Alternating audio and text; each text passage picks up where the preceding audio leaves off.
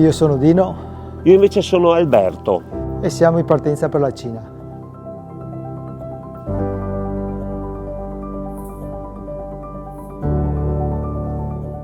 Bici hanno un anagramma perfetto, cibi, ed è un'abbinata che sta perfettamente assieme, perché quando degusti un cibo, quando degusti un piatto, lo fai apprezzando tutti gli aromi, tutte le sfumature, e anche viaggiare, anche la bici ti permette di apprezzare le sfumature del viaggio, proprio grazie alla nettezza. Partiamo da Venezia, andiamo a Trieste, poi attraversiamo la Slovenia, la Croazia, la Serbia, la Bulgaria, la Turchia, si passa in Georgia, in Azerbaijan, si attraversa il Mar Caspio, il Turkmenistan, l'Uzbekistan, il Kazakistan e finalmente si arriva in Cina, nel Katai di Marco Polo. E lì cavoli amari, perché sono ancora 4.500 km, non è che arrivi in Cina e sei arrivato. Dobbiamo attraversare tutta la provincia autonoma dello Xinjiang, la Mongolia interna. Perché quando viaggi in effetti così, e soprattutto in una situazione appunto in cui hai bisogno effettivamente anche di aiuti, ne ricevi tantissimi. Spero, dopo questa esperienza di questi viaggi, di portare a casa un bagaglio straordinario di ricordi, di emozioni, di incontri. Sicuramente la motivazione originaria è proprio questo discorso dei 700 anni di Marco Polo, 1324-2024, appunto sono i 700 anni della morte di Marco Polo.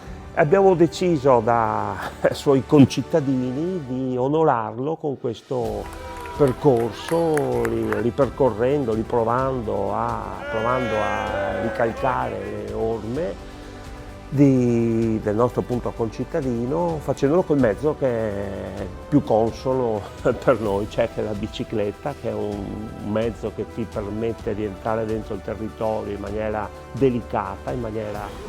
Allora, grazie a tutti, ci avete commosso, anche Dino, uomo di poche parole. Non è una sfida fisica, però è così, forse anche una ricerca interiore. E la voglia di viaggiare anche. Eccoci qui, lungo la ciclabile del Taglio del Sile, in compagnia di tante persone.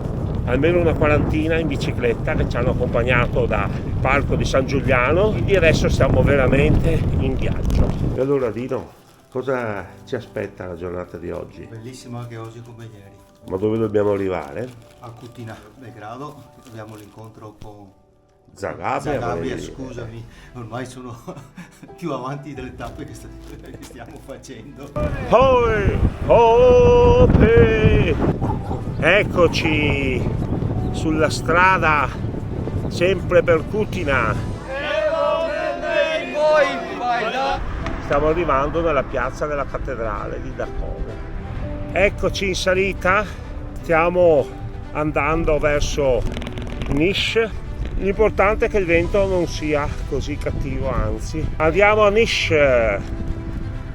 che è l'ultima città della Serbia meridionale. E siamo a Niš, in una bella stanza d'albergo, e adesso stiamo facendo un po', mettendo a posto i bagagli. Ecco Dino che sta appena pulito le biciclette. E dopo 8 giorni, anzi, la nona tappa, ecco la pioggia. Notte de una notte piena di stelle. Ed ecco cosa appare. Bellissima la cattedrale. È la 10ª tappa. Stiamo andando lentamente verso il confine tra la Bulgaria e la Turchia. La nostra meta oggi è Svilengrad. Le frontiere non sono previste per biciclette.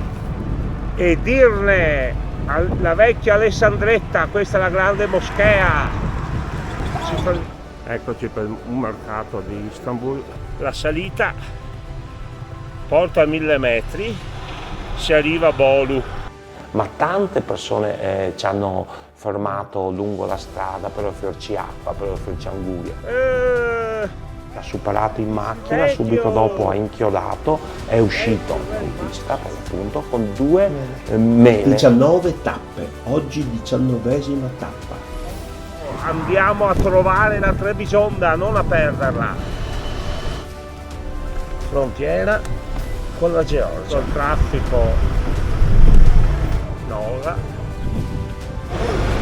Siamo passati in Azerbaijan, incredibile!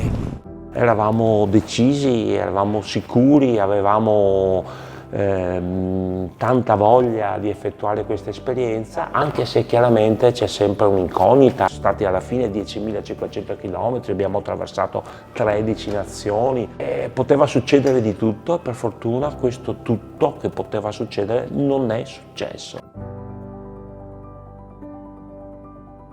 Abbiamo appunto voluto portare in qualche modo un messaggio di solidarietà, di pace, viaggiando con dei mezzi non inquinanti, dei mezzi puliti, come la bicicletta per l'appunto. Incredibile, ma la bicicletta aiuta a vincere anche l'avvicinamento verso altre realtà, verso altre persone. La bicicletta è stata perfetta, Dino non ha mai forato, io ho forato solo sulla ruota posteriore perché ho tranciato con un taglierino il copertone, ho dovuto sostituire il copertone, ma la bicicletta è stata perfetta, l'ideale.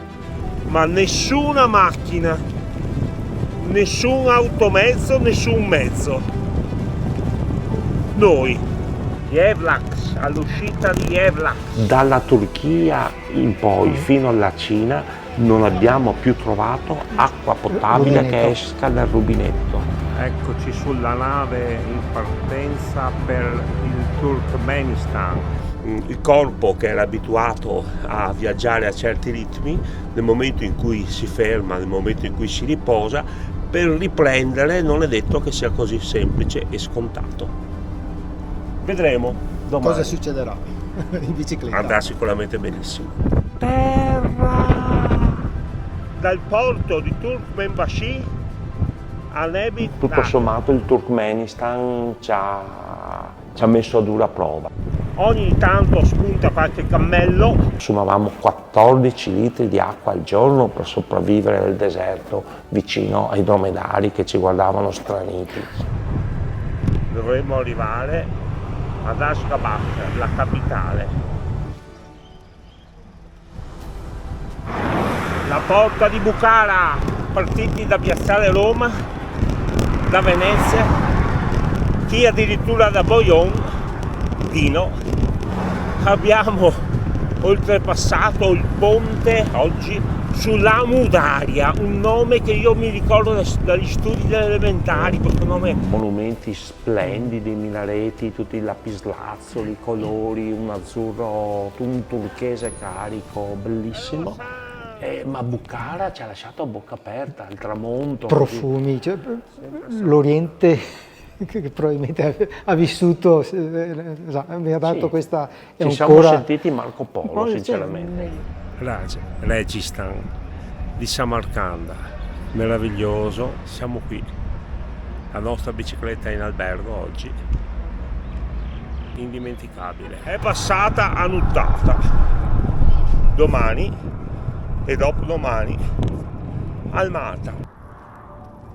È un panorama. Questi panorami che ti riempiono il cuore e anche gli occhi. E stiamo pedalando verso i confini della Cina, che è quasi un sogno. E questa terra del Kazakistan è territorio di cavalli. La prima acqua del Kazakistan. Ed ecco anche i miei piedi, ci voleva. Ed eccoci in Cina. Ed ecco la prima pista ciclabile cinese.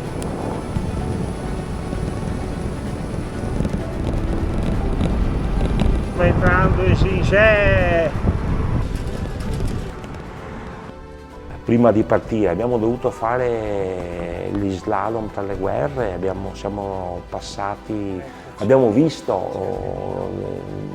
intravisto dal Mar Nero la costa ucraina e la costa russa. Siamo passati a 22 km dal confine con l'Iran, siamo passati a 20 km dal confine con l'Afghanistan.